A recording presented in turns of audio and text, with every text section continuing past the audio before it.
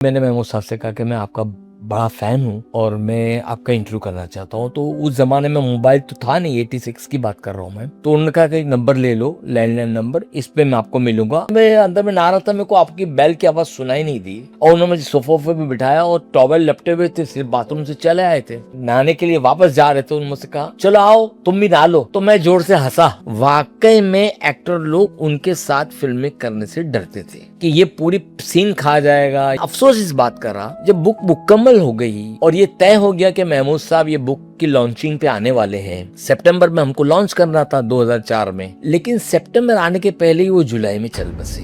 Suspense picture आदमी एक बार देख, सस्पेंस ही खुल गया ना, कौन मर्डर किया है मालूम पड़ गया, वन आफ्टर मर्डर। लेकिन गुमनाम में किसी पिक्चर थी उस जमाने में जो सस्पेंस खुलने के बाद भी लोग वापस जाके देखते थे, बिकॉज ऑफ महमूद। प्रोड्यूसर और वहाँ के जो टीम थी, जीना ऐसी का नाम, उनके दिमाग में आया कि क्यों ना महमूद पर जीना ऐसी का नाम है बनाया जाए और ये सब सस्पेंस रखना है महमूद से। 80% आर्टिस्ट लोगों ने उसमें हिस्सा लेने से ही मना कर दिया। नाना हॉस्पिटल में जैसे पहुंचे तो उनको न्यूज मिली कि उनकी बच्ची ने अभी आधे घंटे पहले दम तोड़ दिया है। तो महमूद एकदम मायूस हो गए। बच्चन साहब ने महमूद को हेल्प नहीं किया, ये बात तो 101%। कमाल साहब ने उनको अकेले में बोला कि देखो तुम एक्टर वेक्टर नहीं बन सकते, तुम्हारे में वो खूबी है ही नहीं कि तुम एक्टर बन सको, ये पकड़ो पैसे। उनको पैसे निकाले, उस जमाने में होगा 500,000 रुपए, जो बहुत बड़ी रकम होगी, और तुम किसी बम्बई की फुटपाथ पर खाने पीने का सामान बेचना शुरू करो, सीख पराठे बनाओ।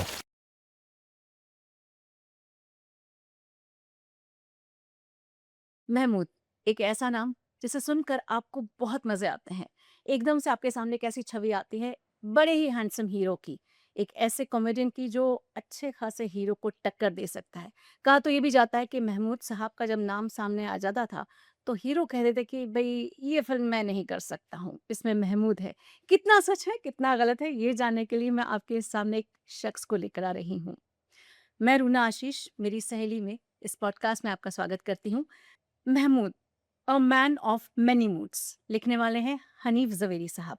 उनसे बात करते हैं और उनसे जानते हैं कि क्या सच में हीरो उनको देखकर इतने टेंशन में आ जाते थे? कैसे हैं आप? हेलो, फाइन, मैं तो बहुत अच्छा हूँ, आप कैसी हैं? मैं ठीक हूँ।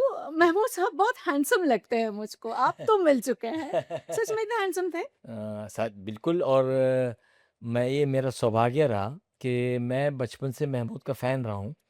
और मैं जब 10-11 या 12 साल का था तो मैं, मेरे माँ बाप मुझे वही पिक्चर दिखाने ले जाते जिसमें महमूद होता था और मुझसे ये प्रॉमिस भी लेते थे कि तुम अगर अच्छे नंबर लेके आओगे तो हम आपको महमूद की फिल्में दिखाएंगे। और मैं महमूद का इस कदर दीवाना था कि ये मेरा सौभाग्य था कि लाखों करोड़ों लोग उनके दीवाने हैं, लेकिन ये सौभाग्य मुझे प्राप्त हुआ कि उनकी लाइफ पे बुक मुझे लिखने का मौका मिला। उनके साथ बैठने उठने खाने पीने का मौका मुझे उनके साथ मिला। मैंने उनके कई इंटरव्यूज भी किए और बहुत अच्छा अनुभव रहा। I am sure. Mahmood a man of many moods, मुझे ऐसा लगता है सबसे बड़ा मूड तो उनको देखकर आपका दिल शांत हो जाता होगा, बड़ा गुदगुदाता होगा। पहली बार जब मिले थे तो कैसे लगे थे महमूद साहब आपको? महमूद साहब से मेरी पहली मुलाकात जो हुई वो भी बड़े इत्तेफाक से हुई। मैंने कोई प्लानिंग नहीं की थी मिलने की। मैं चाहता था उनको बचपन से, जैसे मैंने बताया। तो प्रकाश मेहरा साहब एक फ़िल्म बना रहे थे, अपने एज़ ए चीफ़ असिस्टेंट को ब्रेक दिया था उन्होंने सुशील मलिक को। फ़िल्म थी ईमानदार। तो ये पिक्चर मुकम्मल हो गई थी और इस पिक्चर के कुछ गाने सुमित डबिंग थिएटर में दिखाए गए और उसके बाद एक म्यूज़िक लॉन्चिंग एक पार्टी थी हॉलीडे इन में। तो वो एज़ ए जर्नलिस्ट मैं वो पार्टी अटेंड करने के लिए गया था। और फिर जैसे पार्टी अपने शबाब पे थी और जब मेरा सब काम हो गया, मैं निकलने लगा, तो मैं प्रकाश मेहरा से मिलने के लिए गया। मैंने प्रकाश जी से इजाज़त माँगी कि मैं निकल रहा हूँ, तो उन्होंने कि होता है ना, कैसी लगी म्यूज़िक आपको? ये वो जैसे पूछा उन्होंने मुझसे और हमारी बातचीत चल रही थी, तब एक हाथ मेरे कंधे पे आके रुका और वो शख्स ने प्रकाश जी से कहा कि मैं निकल रहा हूँ। मैं टर्न होके देखा तो महमूद साहब थे और मेरे तो मतलब ऐसा हो गया कि क्या बोलूँ कि मेरे तो होश ही एक तरफ से उड़ गए थे। मैं जिसको चाहता हूँ वो मेरे पास ही खड़े हैं और प्रकाश मेहरा जी ने मेरा परिचय उससे करवाया। तो फिर मैंने महमूद साहब से कहा कि मैं आपका बड़ा फ़ैन हूँ और मैं आपका इंटरव्यू करना चाहता हूँ। तो उस ज़माने में मोबाइल तो था नहीं, 86 की बात कर रहा हूँ मैं। तो उन्होंने कहा कि नंबर ले लो, लैंडलाइन नंबर, इस पे मैं आपको मिलूँगा। आप मेरा कोई सेक्रेटरी-वेक्रेटरी कुछ भी नहीं है, आप मेरे से डायरेक्ट बात कर लेना, मैं आपको अपॉइंटमेंट दे दूँगा। दूसरे तीसरे दिन मैंने उनसे फ़ोन किया और हमारा अपॉइंटमेंट फिक्स हो गया। मैं फ़ोटोग्राफ़र को लेकर के अपॉइंटमेंट टाइम पे उनके घर चला गया। वो जू में सी प्रिंसेस होटल के आस-पास में उनकी बेटी का फ्लैट था, उसमें वो ठहरे हुए थे। तो मैं जा कर के फ्लैट में बेल-वेल दी, दरवाज़ा नहीं खुल रहा है। मैं घबरा गया, अरे बात क्या? कम से कम 10-15 बेल दी और मुझे लगा कि अब शायद ये कोई है ही नहीं अंदर में, और मेमो साहब ने जो टाइम दिया वो कहीं निकल गए हैं, अभी मुझे वापस फ़ोन करना पड़ेगा, ऐसा मैं सोच रहा था। और मैं जाने की तैयारी में, तब मेरे कान में एक आहट सुनाई दी कि दरवाजे के करीब कोई आ रहा है। तो इतने में दरवाज़ा खुला तो सिर्फ़ मेमो साहब ने अपना इतना चेहरा बाहर निकाला, पूरे चेहरे पे साबुन लगा हुआ था उनके। अरे! तो और मुझे देखते ही उन्होंने कहा, "अरे आओ, आओ अंदर आओ", और मैं वो अंदर ले लिया। एक्चुअली वो नहा रहे थे, अच्छा। तो वो शावर की आवाज़ की वज़ह से बेल की आवाज़ उनको सुनाई नहीं दी। बोले, "मैं अंदर में नहा रहा था, मेरे को आपकी बेल की आवाज़ सुनाई नहीं दी", और उन्होंने मुझे सोफ़े पे बिठाया और टॉवेल लपटे हुए थे, सिर्फ़ बाथरूम से चले आए थे। मैं बड़ा, और उन्होंने मुझसे कहा कि जाते समय वापस से जब मैं नहाने के लिए वापस जा रहे थे, उन्होंने मुझसे कहा, "चलो आओ, तुम भी नहा लो।" तो मैं ज़ोर से हँसा। मैं हँसा तो उन्होंने बोले, "देखो भाई, हम जब खाना खा रहे होते, कोई आता है तो आप क्या बोलते हैं, चलो खाने। मैं नहा रहा हूँ भाई, तो चलो नहाने।" तो मुझे लगा कि ये शख्स जो है, ये जैसा स्क्रीन पर है, वैसे ही रियल लाइफ़ में भी है। क्या मैं बहुत मुतासिर हुआ, वो गए, नहा के आए, और आने के साथ वो अंडरवियर पहने हुए मेरे बाजू में बैठ गए इंटरव्यू के लिए। तो मैं एकदम, अब जो फ़ोटोग्राफ़र है वो मेरे को इशारा कर रहा है कि भई क्या, अब फ़ोटो कैसे खींचे? महमूद साहब अंडरवियर में बैठे हुए हैं। हाँ। तो मैंने बड़ी हिम्मत करके मैंने कहा, महमूद भाई कि आप ड्रेस चेंज कर लो। तो बोले, क्या प्रॉब्लम क्या है? वो मेरे को बोले, क्या प्रॉब्लम है? मैंने कहा, अच्छा नहीं लग रहा है?"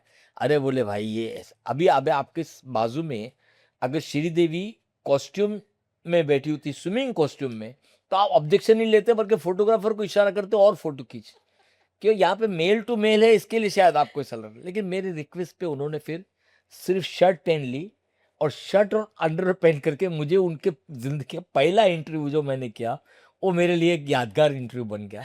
बड़ा मज़ा आया, और वहाँ से हमारी शुरुआत हो गई। अच्छा, इतने डाउन टू अर्थ, फ़नी और ऐसे लोगों से जब एक पत्रकार मिलता है, तो कभी-कभी टेंशन भी होता है कि बाप रे! सीरियस बात, कोई कहीं कुछ कह ना दे, कुछ कर ना दे। हाँ, हाँ, हाँ। तो वो टेंशन कभी ऐसे सेलिब्रिटी के साथ हुआ, महमूद साहब के साथ हुआ? नहीं, मेमू साहब के साथ तो ऐसा कभी टेंशन नहीं रहा, लेकिन दिलीप साहब के साथ पास जाने से पहले बड़ा होमवर्क करना पड़ता था मुझे कि भई कुछ उल्टा ना हो जाए। और दिलीप साहब का एक स्टाइल भी था कि वो जब भी मिलते, तो वो अपने स्टाइल में, "वही तुम, वही हो, महमूद की बायोग्राफर हो भाई, तुम वही स्टाइल", वो स्टाइल, वो हमेशा नाम लेते ही नहीं थे। फिर मैं कहता, "हाँ, मैं वही हूँ।" "हाँ, वही, मैं तुम्हारा नाम भूल गया हूँ।" वो दिलीप साहब का एक अलग स्टाइल था। तो दिलीप साहब के पास जाते थे तो वही होमवर्क करके जाना। मैं क्या, बड़े-बड़े पत्रकार लोग भी वो करके जाते होंगे सब कुछ भी। ऐसा ऊँच-नीच नहीं हाँ, पूछ लेते उनके होंगे। साथ गड़बड़ लेकिन नहीं कर महमूद साहब सकते। के साथ था कि आप कुछ भी पूछो। अच्छा। हाँ, महमूद साहब को कोई प्रॉब्लम नहीं था पूछने हाँ। के लिए। अच्छा, महमूद साहब जब आते थे तो एक बहुत गुड लुकिंग हीरो की तरह से भी आते थे। उन्होंने कई फ़िल्में हीरो के तौर पे भी की और कॉमेडियन के तौर पर भी की। लेकिन जब वो बतौर हीरो आते थे तो क्या ऐसे लड़कियाँ ऐसी गिरती थी क्या? हाँ, नेचुरली। देखो, महमूद साहब का क्रेज़ अलग था उस ज़माने में। हुँ। महमूद साहब महमूद साहब के लिए तो पिक्चर के पोस्टर पे महमूद का नाम पढ़ के लोग फ़िल्में देखने जाते थे। तो महमूद की तो बात ही कुछ अलग थी। हुँ। बल्कि जैसे आपने इंटरव्यू की शुरुआत में कहा, वाक़ई में एक्टर लोग उनके साथ फ़िल्में करने से डरते थे कि ये पूरी सीन खा जाएगा, ये पूरा वो कर देगा, तो लोग डिस्टेंस बनाते थे। और देखिए, जितेंद्र जैसे भी एक्टर थे, वो चाहते थे कि नहीं, महमूद हमारी फ़िल्मों में हो तो इनके नाम पे पिक्चर चलेगी तो हम भी चलेंगे। ऐसा भी होता था।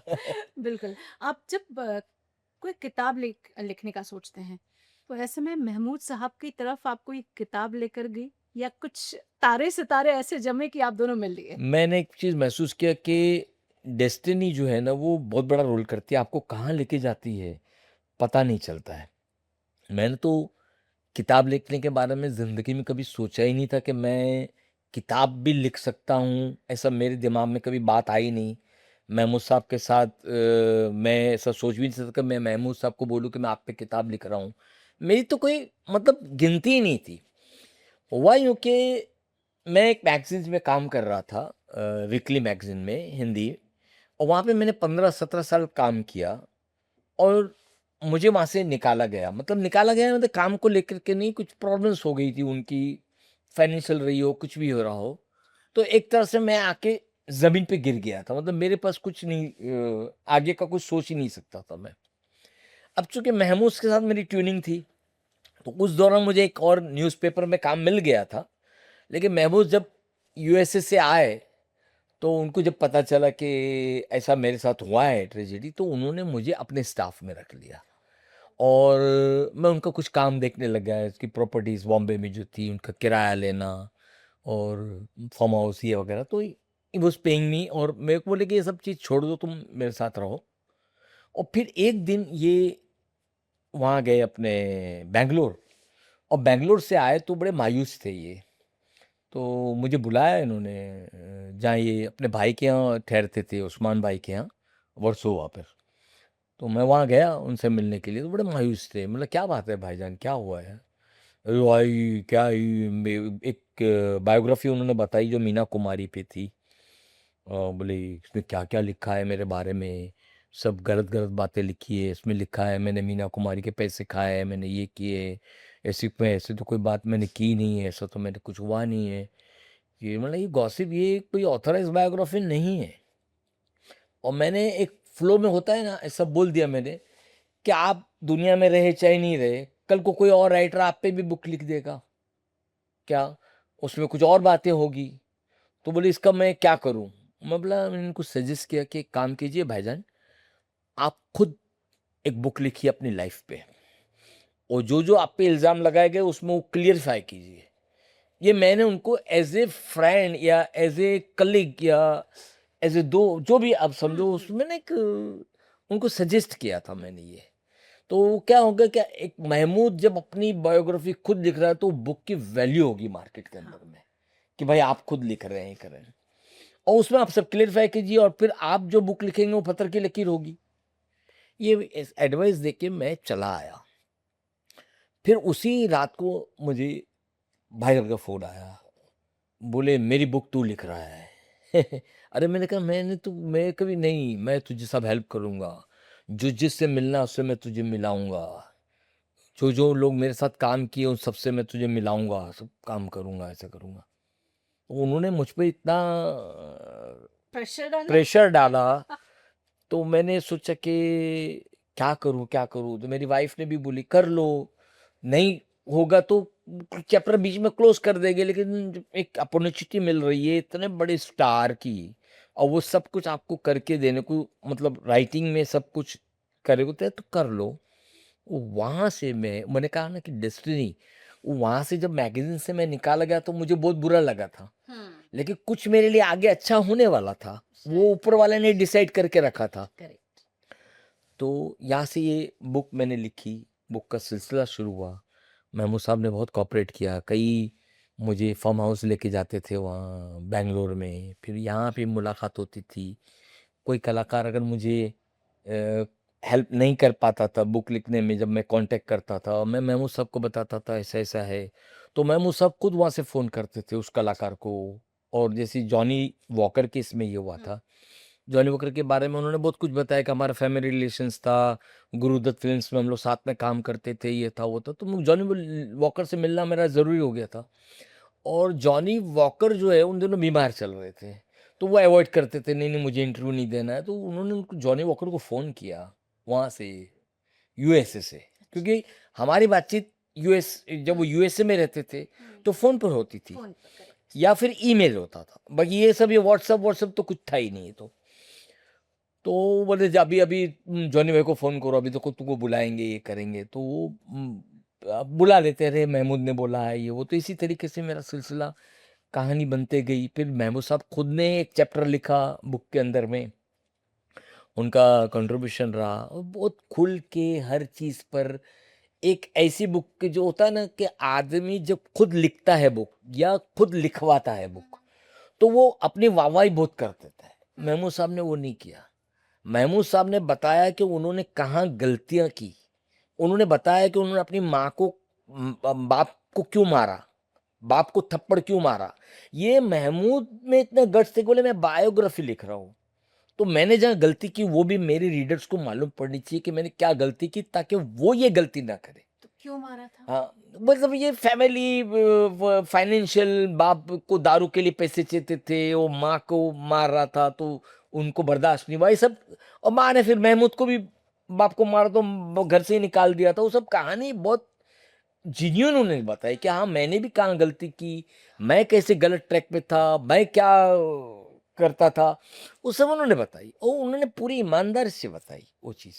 तो मैंने वो चीज़ अडॉप्ट किया। लेकिन अफसोस इस बात का रहा, जब बुक मुकम्मल हो गई और ये तय हो गया कि महमूद साहब ये बुक की लॉन्चिंग पे आने वाले हैं, सितंबर में हमको लॉन्च करना था 2004 में।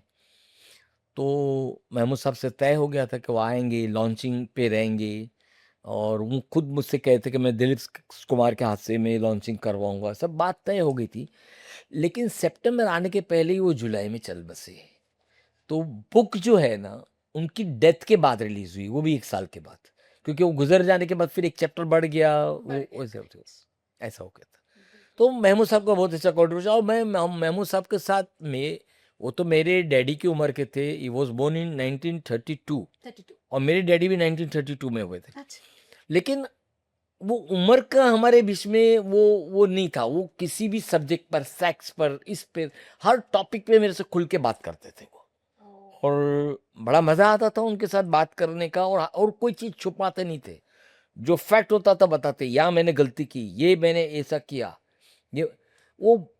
और मतलब मैंने ज्यादातर एक्टर्स को देखा है कि लोग अपनी तारीफ या वो ज्यादा करवाते हैं, वो उन्होंने कभी की नहीं। उन्होंने अपना सब कुछ बताया कि भाई ने उनके साथ कैसा धोखा किया, वाइफ ने उनके साथ कैसा धोखा किया, सब वो है बुक के अंदर पे। हम्म। यहाँ पर ये जानना चाहती हूँ कि महमूद साहब की कॉमेडी की जब बात कही जाती है, आई थिंक इतनी pure form of comedy Mahmood साहब की रही है कि आपको लगता है कि इससे ज्यादा आपको कोई हंसा ही नहीं पाएगा। हम्म। चाहे वो भूत बंगला का वो दरवाजा खुलने वाला हो हाँ। या फिर पड़ोसन हो। हम्म। कॉमेडी के बारे में उनकी क्या सोच थी?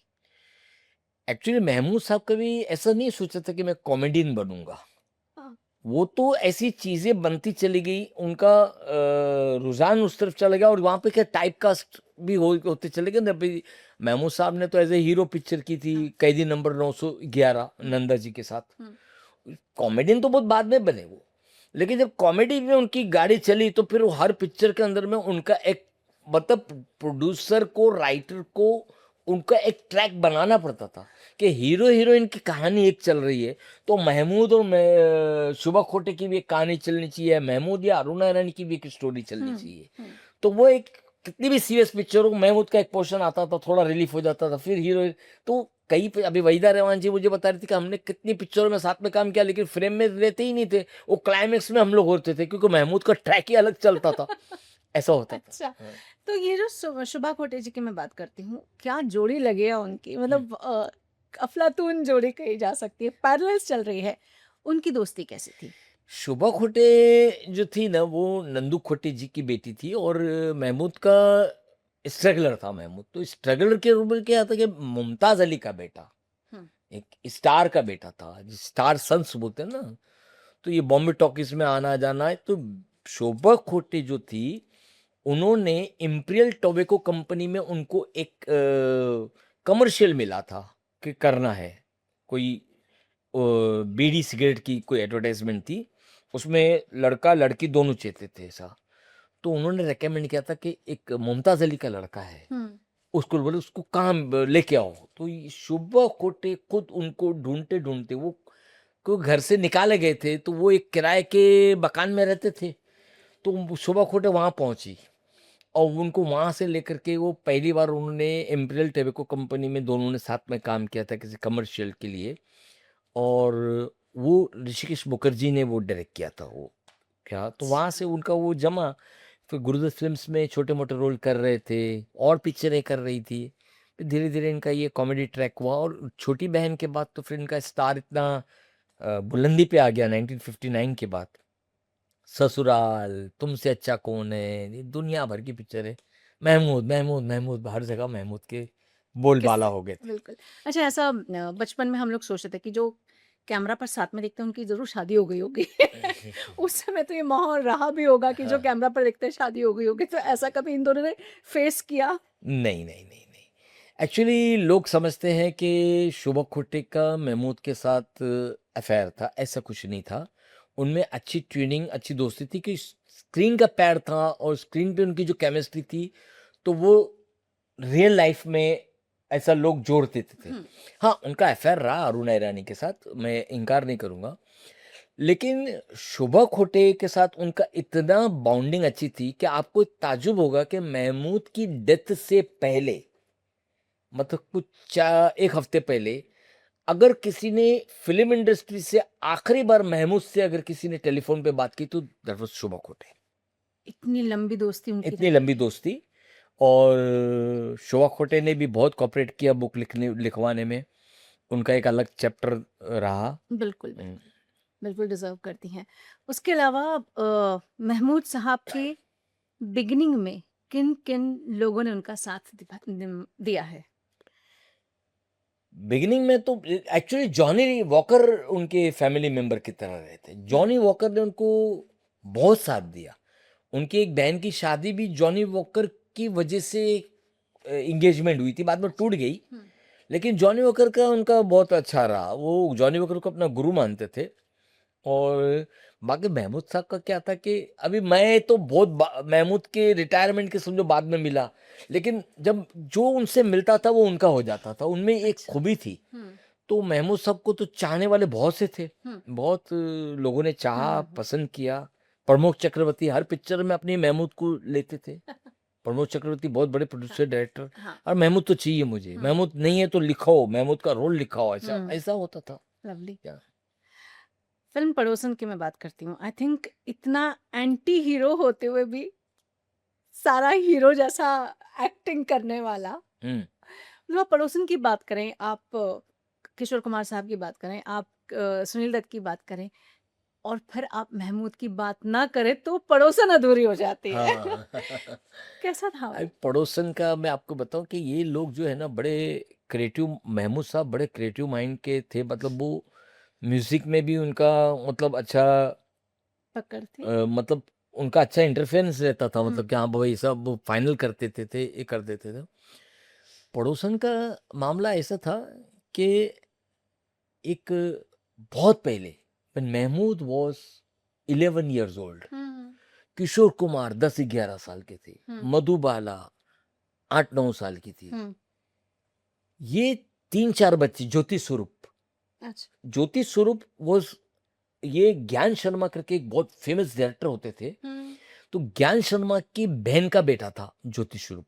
अच्छा। तो ये बच्चे जो 4 हैं, ज्योति स्वरूप, मधुबाला, किशोर कुमार एंड महमूद, ये छोटे-छोटे बच्चे बॉम्बे टॉकीज़ में खेलते थे। क्योंकि किशोर कुमार आते थे, अशोक कुमार के लिए अशोक कुमार हो star. He was a star, हाँ, करेक्ट। बेबी मुमताज़ यानी कि बेबी मधुबाला, वो as a Basant. Child artist काम करती थी, वो आती थी। हाँ, बसंत आई थिंक उन्हीं की बसंती और उस ज़माने की उस कुछ एज की पिक्चरें की हाँ। थी। तो ये 4 बच्चे जो है ना खेलते थे और फैमिली खेलते थे। अच्छा। तो किशोर कुमार कभी लड़ता था मैं मुझसे कि नहीं ये बेबी मुमताज़ जो है मेरी वाइफ़ बनेगी। वो बोलता था नहीं मेरी बनेगी। ये लोग वो खेल खेलते थे। अब देखिए करिश्मा के बहुत आगे चल के मधुबाला की शादी किशोर कुमार से हुई।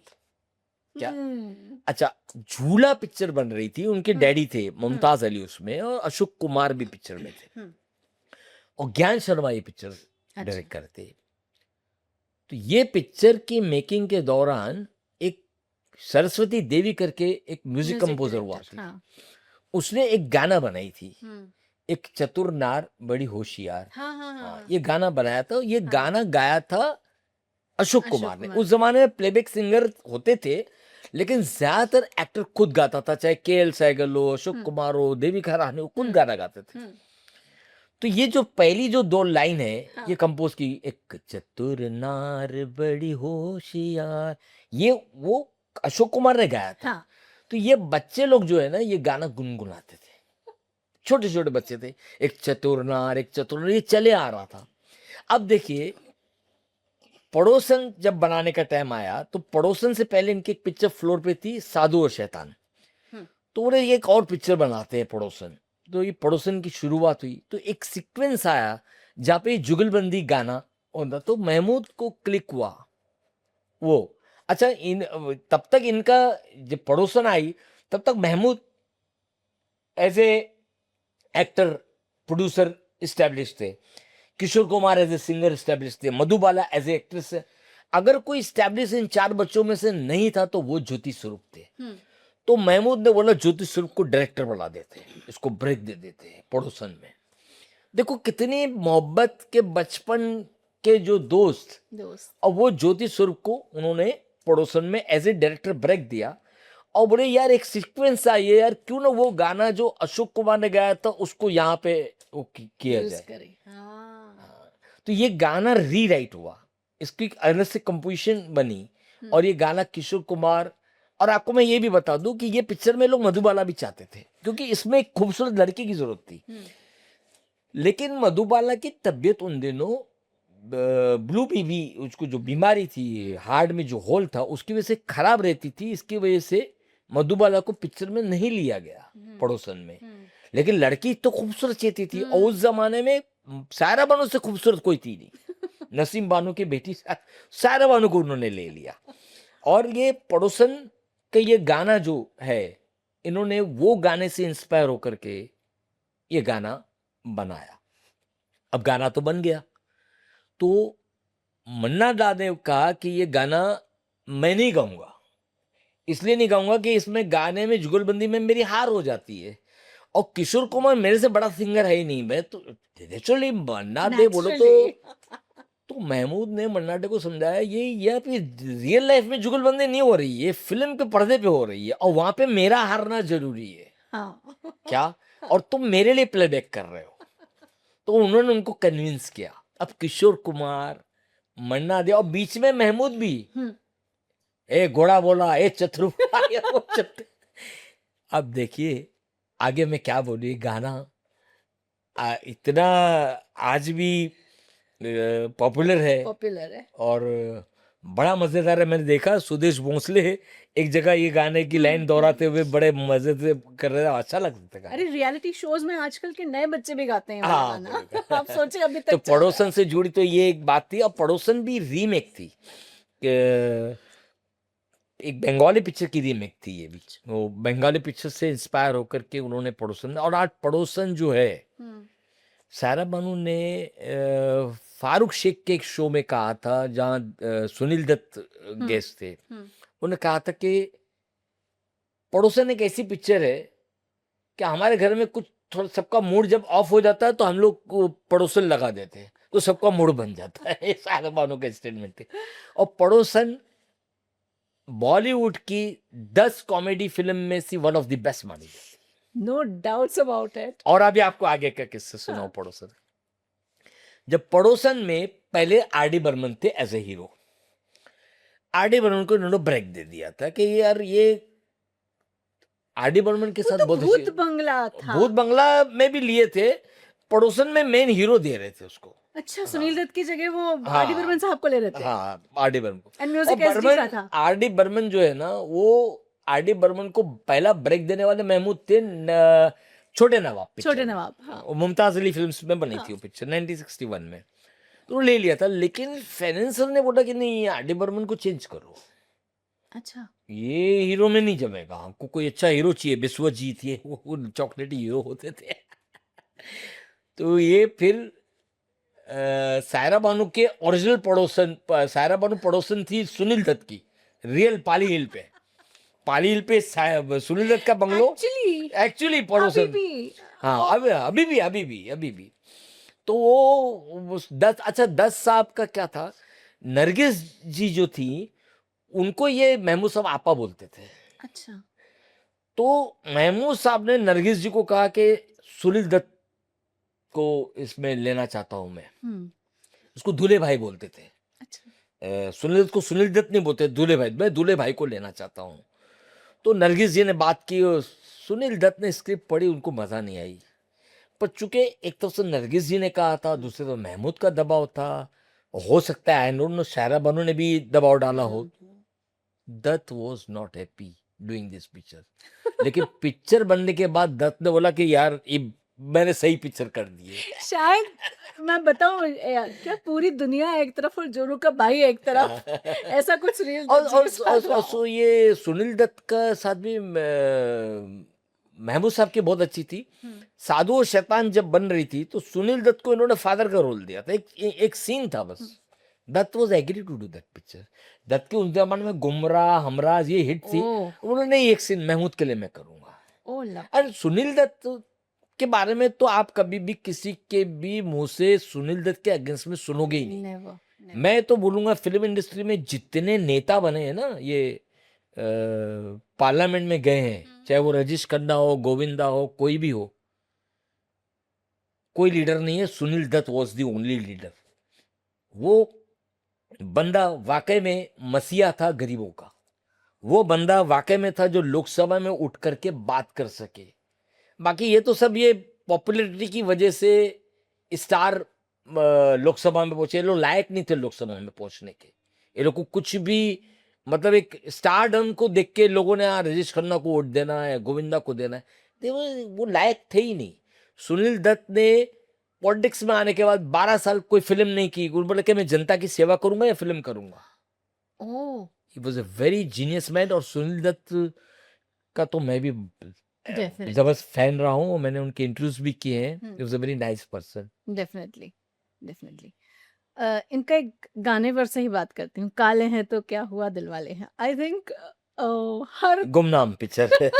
हर व्यक्ति जो थोड़ा-सा इंडियन कॉम्प्लेक्शन लेकर होता है, पैदा हुआ है, उसका ये फेवरेट गाना होता होगा, ऐसा मुझे लगता है। वो ये तो होता होगा, लेकिन इस गाने के पीछे की भी एक सिचुएशन है। ये गाना बन गया जो भी हो गया, लेकिन मनोज कुमार चाहते थे ये गाना पिक्चर से निकाल दो। वो पूरा दबाव डाल देते। तो राज खोसला को भी लेके आए थे ट्रायल में। राज खोसला ने बोला गाना निकाल दो, डिस्टर्ब कर रहा है। लेकिन एनएन सिप्पी ने मुझसे ये कहा है उनका इंटरव्यू में। एनएन सिप्पी बोल रहे गाना रहेगा, और ये गाने ने कमाल कर दिया, आज तक कमाल कर रहा है। लेकिन आपको अंदर की स्टोरी नहीं मालूम है। इस गाने से पहले एक और गाना इसी सिचुएशन पर रिकॉर्ड हुआ था। उसे हसरत जयपुरी साहब ने गाना लिखा था और शंकर जयकिशन ने कंपोज किया था और मोहम्मद रफ़ी ने गाया था। ये गाना रिकॉर्ड हो गया। पूरा कैसे वो उसका वो क्या कहते हैं, प्लेयर पूरा आ गया उसका। अब पिक्चराइज करने की नौबत आई। तो पिक्चराइज से पहले जिस एक्टर पे फिल्माया जाता है उसको गाना सुनाया भी जाता है, उसको समझना भी होता है उसको। तो बिल्कुल। महमूद को सुनाया गया। महमूद ने बोला मैं मर जाऊंगा तो गाने पे एक्टिंग नहीं करूंगा। ओह! मैं अगर इस गाने पे एक्टिंग किया तो मेरे फैंस फॉलोइंग तो गिरेगी गिरेगी, मेरे को मुसलमान लोग मार डालेंगे। और मेरे को ही नहीं मार डालेंगे बल्कि मोहम्मद रफ़ी को भी मार डालेंगे और हसरत जयपुर को भी मार डालेंगे। ये महमूद ने बोला। तो ऐसा बोले क्या था? एनएन सिप्पी ने बोला कि क्या है ये गाने में।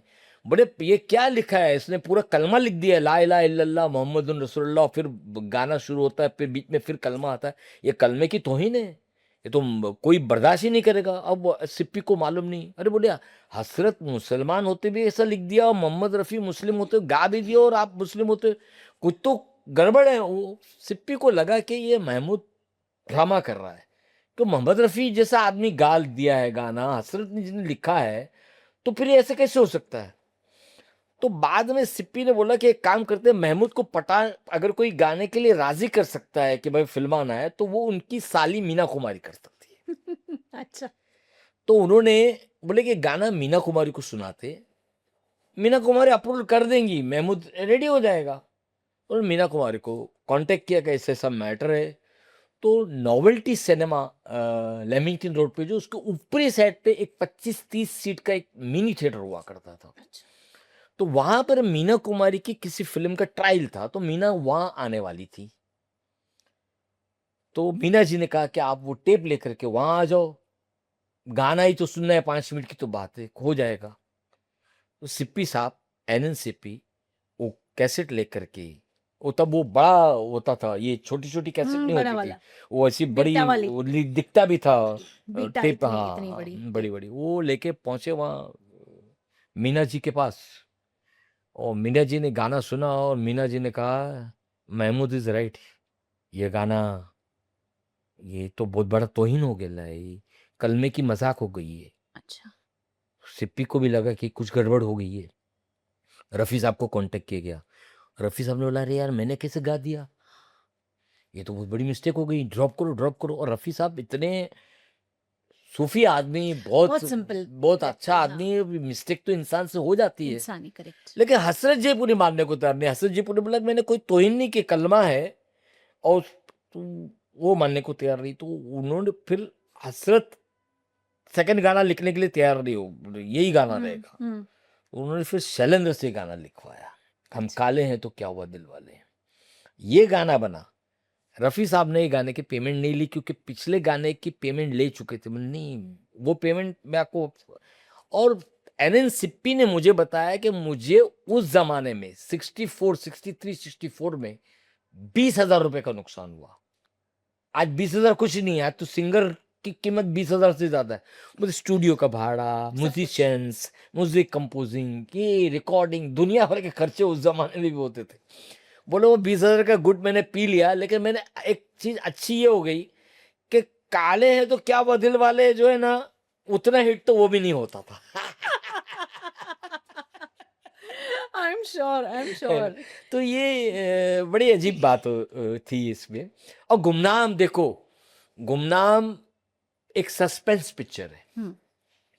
सस्पेंस पिक्चर आदमी एक बार देखता है, सस्पेंस जो खुल गया ना, कौन मर्डर किया है मालूम पड़ गया, वन ऑफ द मर्डर। लेकिन गुमनाम में किसी पिक्चर थी उस जमाने में, जो सस्पेंस खुलने के बाद भी लोग वापस जाके देखते थे, because oh, of Mahmood. Mahmood अब साहब। तीसरी बात भी सुनो, महमूद ने पूरी पिक्चर में एक लुंगी और एक बनियान में पूरी पिक्चर कर डाली। अच्छा, तो उनका ये बहुत आगे, बहुत बाद में अनिल कपूर ने अपने एक इंटरव्यू में बोला कि देखो मेरे को, मैंने बेटा पिक्चर एक ही अपने धोती और कुर्ते में कर डाली, एक ही, कोई दूसरा ड्रेस ही नहीं। तो उनको किसी ने बताया कि धोती कुर्ता में तुमने अभी की है, महमूद ने तो लुंगी और बनियान में पिक्चर कर डाली है। Lovely lovely. इसके अलावा महमूद साहब का एक बहुत हाई पॉइंट आपको कभी नजर आया है? आप चूंकि जर्नलिस्ट हैं तो आसपास से मालूम पड़ता होगा कि महमूद साहब ऐसे हैं, महमूद साहब वैसे हैं, उनकी ये फिल्म ऐसी वैसी। एक होता है ना, एक एक्टर के आसपास भी उसकी कहानियां चलती है। अरे महमूद साहब के बारे में तो क्या कहानियां लोग बना भी देते थे। अच्छा। हाँ वो तो, लेकिन महमूद जो थे ना, वो मतलब ऐसा है कि वो बहुत ईमानदार, अपने काम के प्रति भी ईमानदार, और उसको किसी से मतलब बैर नहीं था। हीरो अगर मना कर दिया महमूद के साथ काम करने के लिए, तो ये नहीं कि महमूद उससे रिवेंज लेगा, वो उससे अगली बार वैसे ही मिलेगा जैसे महमूद, वो पार्टी में मिलेगा, वो ये नहीं बोलेगा कि आपने मेरे साथ पिक्चर करने के लिए क्यों मना कर दिया। एक पिक्चर थी प्यार किए जा, प्यार किए जा पिक्चर में पहले राजेंद्र कुमार थे। राजेंद्र कुमार ने बोला मैं काम नहीं करूंगा, महमूद को रिप्लेस करो, राजेंद्र कुमार बोल रहा। ओ, और जुबली प्रोड्यूसर कुमार। प्रोड्यूसर बोला कि महमूद को रिप्लेस करेंगे तो धंधा क्या करेंगे हम, डिस्ट्रीब्यूटर महमूद चाहता है, एक काम कर तू बाहर हो जा, शशि कपूर को ले ले।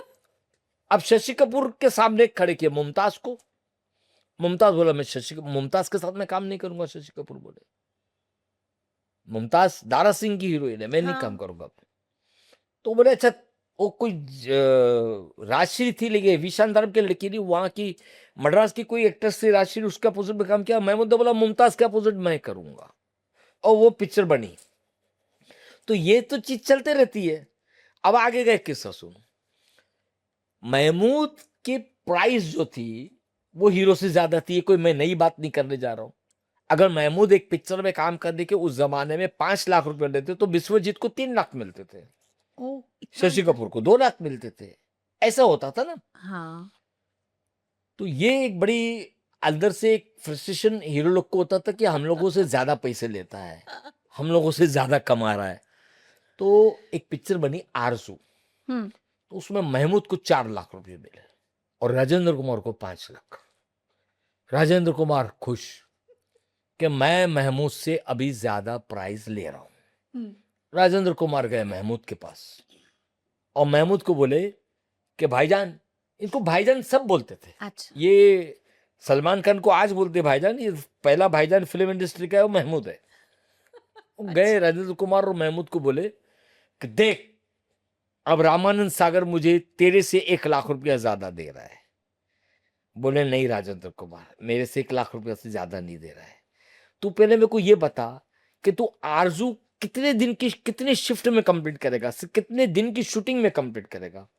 उसने बोला मैं 65 डेज की शूटिंग में आरजू पूरी करूंगा।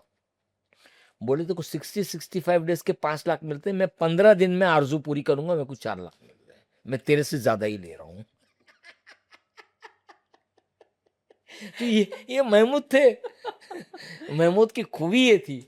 अच्छा, उस टाइम पे कभी ऐसे एक्टर्स के बीच में से डिशुम डिशुम टाइप्स कुछ नहीं होता था? डिस्प्यूट? हाँ, डिस्प्यूट ऐसे। अरे भाई, पूर्णिमा पिक्चर बन रही थी, तो उसको मैं नाम भूल रहा हूँ प्रोड्यूसर का, लेकिन डायरेक्टर नरेंद्र सूरी थे अच्छा।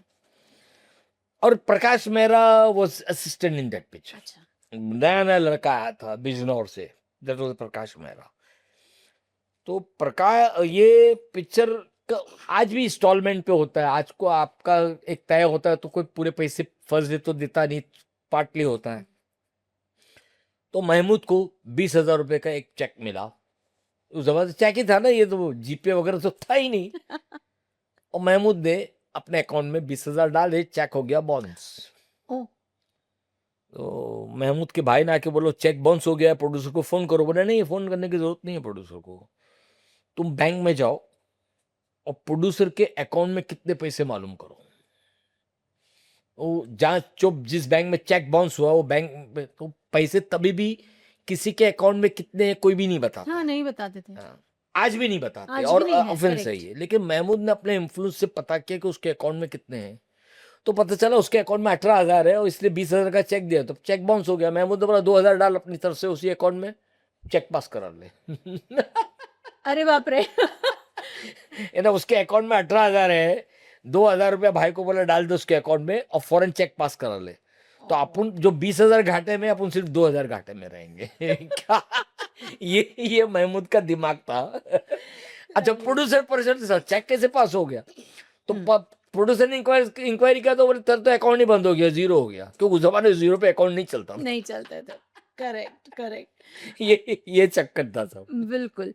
महमूद साहब का और नंदा का भी एक किस्सा कहा जाता है। कहा जाता है कि इन दोनों की बहुत सुंदर रिलेशनशिप थी, मतलब दोस्ती वाली। क्या हाँ, था सच?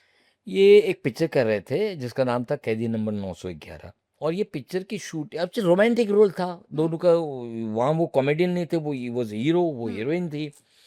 तो इसमें एक गाना था, प्यार भरी ये घटाएं राग मिलन के सुनाए, हाथों में हाथ है तेरा मेरा साथ है, देख समा प्यारा प्यारा प्यारा। तो ये गाना जब पिक्चर हो रहा था तो ये लोग दोनों अनकंफर्टेबल फील कर रहे थे, उनको मजा नहीं आ रही थी रोमांटिक उसमें। और इन्होंने ये पिक्चर के बाद इन्होंने तय किया कि आज के बाद हम कभी हीरो हीरोइन काम नहीं करेंगे, तुम मेरी बहन हो। हम्म। और छोटी बहन पिक्चर इसी टाइटल से, बहन के टाइटल से बनी। और फिर नंदा और हमेशा इनको राखी बांधती थी अच्छा। और इनका रिलेशन, इनका ये बॉन्डिंग थी। मतलब नंदा का कुछ भी प्रॉब्लम हुआ महमूद वाज देयर, महमूद का कुछ भी प्रॉब्लम हुआ नंदा वाज देयर। और ये देखो, ये आज जो हिंदू मुस्लिम्स चल रहा है मीडिया पे, ये देखो हिंदू मुस्लिम्स कितने प्यार से इन लोगों ने सालों साल बिताए। अब जब महमूद साहब की बुक फाइनल स्टेज पे पहुंच गई और ये बताया गया कि भाई अभी इसका फॉरवर्ड कौन लिखेगा, तो पहले महमूद साहब ने सजेस्ट किया था हेलन जी। तो मैंने हेलन जी को अप्रोच भी किया था, फिर कोई कारणवश, किसी कारणवश ये हो नहीं सका। तो मैं बड़े अचंभे पड़ गया। अरे महमूद ने बोला ये मेरी बहन को कांटेक्ट करना। बोला कौन है आपकी बहन? बोला Nanda ji. And Nanda has written foreword for Mehmood sahab in Mehmood a man of many moods. Lovely. क्या?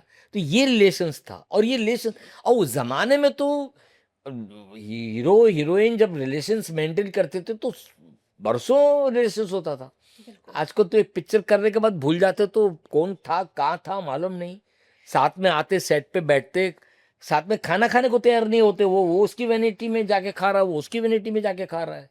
हुँ। जबकि नरगिस जी ने एक कानून बनाया था कि सारे वर्कर स्टार एक ही टेबल पे बैठ के खाना खाएंगे। क्या मोहब्बत थी, वो जमाना हुँ। गया। वो जमाना वो गया। जो सब कहते हैं ना कि फ़िल्म इंडस्ट्री एक परिवार ही रहा है, तो शायद ये इसी को कहा जाता है। Pregnancy is not just 9 months, it's a journey of love and care. With 9 and beyond, you get guidance that blends modern medical science with the timeless wisdom of Garv Sanskar. Daily activities, meditation, yoga, and masterclasses. Everything you and your baby needs to thrive because you and your baby deserves the very best. Download 9 and beyond today. अभी film industry एक business रहा है बस। Correct. अभी film नहीं बनाते, अभी वो फिल्म बिजनेस होता है। फिल्म मेकिंग क्या होती है करेक्ट। वो किसी को मालूम ही नहीं है कि टिल्डअप क्या है, लॉन्ग शॉट क्या है। वो सब वो वीडियो मोबाइल पे जो खेल चल रहा है वही हो रहा है। कुछ आपको कोई एक्स्ट्रा ऑर्डिनरी चीज नजर नहीं आती। जो गुरुदत्त ने लाइटिंग में कमाल कर दिया, जिसकी चर्चा ओह! आज भी हो रही है आज भी होती है। कि भाई साहब बीवी और गुलाम क्या बनाई थी इवन यार। वक़्त ने किया वक्त वो जो गाना वक्त है। क्या आज तक राज वाह! कपूर ने कैसी सीन को ओपनिंग किया, कैसे क्लोजिंग किया। आज कहाँ है डायरेक्टर लोग का, आज कौन किसके। आप मेरे को पहले बताइए कि आज के जो टॉप डायरेक्टर है उसकी गिनती भी गुलजार से नहीं होती है, उसकी भी गिनती यश चोपड़ा से नहीं होती। ये सब पानी कम चाय लगते हैं, डायरेक्टर नहीं लग रहे हैं। सब बिजनेस लेके बैठे हुए हैं। अच्छा परिवार वाले जो एक डायरेक्टर तो है तो हर पिक्चर में गाड़ियां तोड़ता है, खुद को डायरेक्टर बोल रहा है, जबकि वो स्टंट मास्टर है। मुझे बहुत अच्छे लगते हैं। बोल। उनके घर बहुत अच्छे लगते हैं, पिंक कलर के, हाँ ग्रीन कलर के, मुझे वो घर बहुत अच्छे लगते हैं। ये क्या, इसीलिए तो देखो फिल्में नहीं चलने की रीजन ये है कि फिल्म मेकिंग ही नहीं रही। आपका आपका रुझान ही नहीं है। आपको तो बस ये वहाँ क्या हुआ हॉलीवुड, अभी ये दो धुरंधर एक बनी, टू बनी, कल थ्री बनेंगी, फोर बनेंगी। आपको बस वो टाइटल को भुनाना है। आपको मतलब कुछ नया कुछ करना नहीं है, हुँ। नया कुछ देना नहीं है। पहले तो फिल्म मेकिंग होती थी, पाकीज़ा बनने में 12 साल लग गए। 12 साल के बाद वो पिक्चर का रिजल्ट देखो तुम क्या आ रहा है। एक-एक सिनेमास्कोप फ्रेम में देखो, उसके एक-एक ड्रेसेस, उसके एक-एक ज़ेवर। वो एक तवाइफ नाज़री ये पीछे की कोई कर सकता है ये इतना बड़ा फ़ोकस आज की तारीख में? मुग़ल-ए आज़म देख लो। अब बहुत फ़िल्म टफ। मेकर्स नहीं रहे। अब ये है कि भाई पेपर वर्क होता है, पेपर पे बैठो, इतना बजट होगा, इतना होगा, इतनी जगह एक दिन में रिलीज़ करेंगे, इतना आ जाएगा, हो गया काम। बस बिज़नेस। मोर ऑफ ये बिज़नेस। क्रिएटिव काम नहीं रहा है अभी। ये क्रिएटिव कहाँ से क्रिएटिव काम रहा है? ट्रू। अच्छा आप कुछ पूछ रही पूछिए। हाँ, मैं I want to come back to the family point of view जहाँ पर फैमिली यानी मीनू मुमताज़ और जब हाँ, महमूद अभी साहब अभी ने अभी अभी काम आपको किया मैं था। बताता हूँ जहाँ पे ये नंदा और महमूद जहाँ रियल भाई बहन नहीं है, वहाँ वो रियल भाई बहन को कर रहे हैं। हाँ। लेकिन एक पीरियड महमूद और मीनू मुमताज की जिंदगी में ऐसा भी आया था मुफलिसी का हुँ। कि इनको हीरो और सगी बहन को हीरोइन लिया गया पिक्चर में। वो अपने मन को मार करके अपनी ही बहन से रोमांस कर रहे स्क्रीन के ऊपर, बिकॉज पैसे की जरूरत है, मुफलिसी को दूर करना है। हुँ। तो ऐसा भी पीरियड महमूद की जिंदगी में आया जहां सगे भाई बहन स्क्रीन के ऊपर हुँ। प्रेमी प्रेमी और हुँ। प्रेमिका की भूमिका निभा रहे। मेरे ख्याल से पिक्चर थी Howrah Bridge. Howrah Bridge, correct. जीना इसी का नाम है, हाँ, जीना सुना इसी का जाता है। नाम है। ये एक टीवी शो था जो फारूक शेख इसको और बहुत चलता था ये बड़ा शो। बहुत चलता था, बहुत मजेदार था। तो हुआ ये कि जॉनी लीवर हुँ। के ऊपर एक एपिसोड बनाना था। हुँ। तो महमूद भाई उन दिनों यूएसए से बॉम्बे में थे। तो महमूद भाई को भी अप्रोच किया गया कि जॉनी लीवर, महमूद, ये सब मतलब दोस्ती यारी ऐसा सब मामला था। तो महमूद भाई दिल्ली गए, दिल्ली में शूट था। हाँ, दिल्ली शूट होता था। तो जब महमूद भाई वहां से निकल रहे थे बॉम्बे आने के लिए, तो प्रोड्यूसर और वहाँ के जो टीम थी, हम्म, जीना ऐसी का नाम, उनके दिमाग में आया कि क्यों ना महमूद पर जीना ऐसी का नाम है बनाया जाए। तो और ये सब सस्पेंस रखना है महमूद से कि कौन-कौन आएगा, क्योंकि वो प्रोग्राम का फॉर्मेट ही वैसा था। फॉर्मेट वैसा था, करेक्ट। तो मुझे अप्रोच किया गया क्योंकि पता था कि I am close to Mahmood, और हम्म, मुझे एक लिस्ट दी बनाए कि बाबा इस को बुलाना है।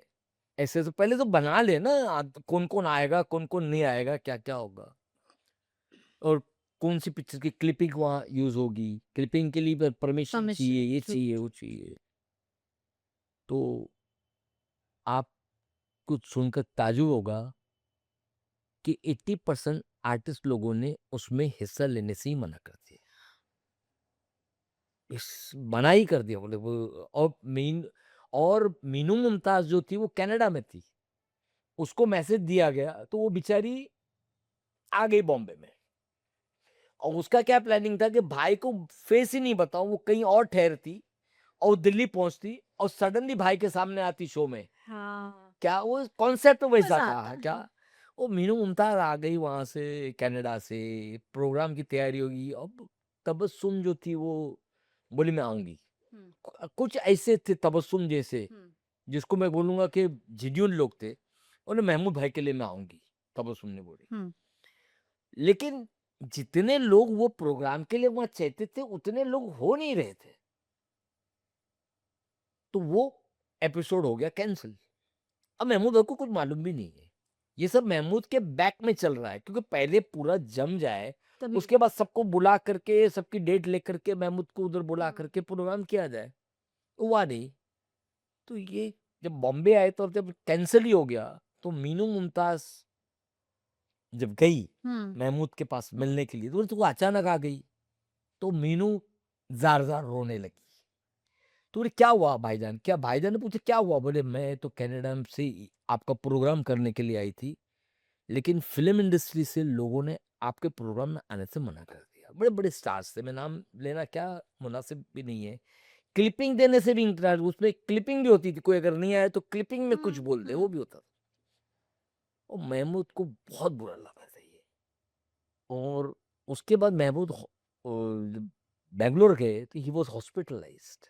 उनको दिमाग में कुछ ऐसा है कि एक पीरियड ऐसा था कि ये सारे के सारे मेरे इर्द गिर्द थे, और आज मेरे प्रोग्राम में आने के लिए इनकार। और कुछ लोगों ने ये भी डिमांड की कि आप कितना दोगे तो हम आते हैं। पैसा आप दोगे तो आते ना, नहीं।